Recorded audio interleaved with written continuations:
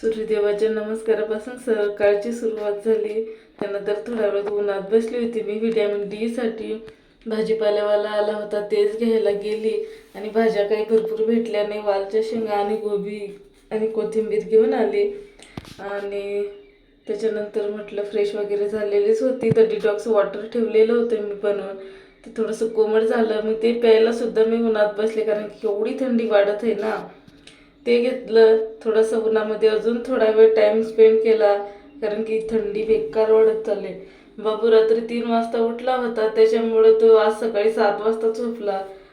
3 वाजतापासून उठलेला होता. तर त्याच्या मावशीला आता मी चांगलंच काम लावलं, वालच्या शेंगा हे करायचं.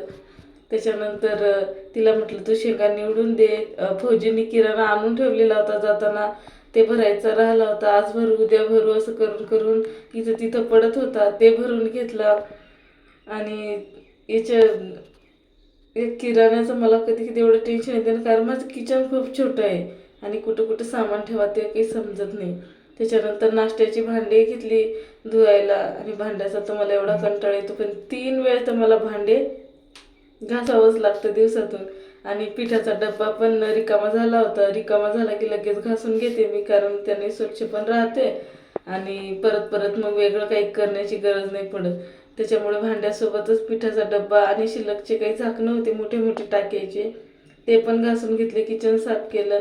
जेवणामध्ये वालाची शेंगाची भाजी. आज बहिणाबाईकडे होता जेवणाचा बेत आणि ती भाजी आणि चहा एकच नंबर बनवते.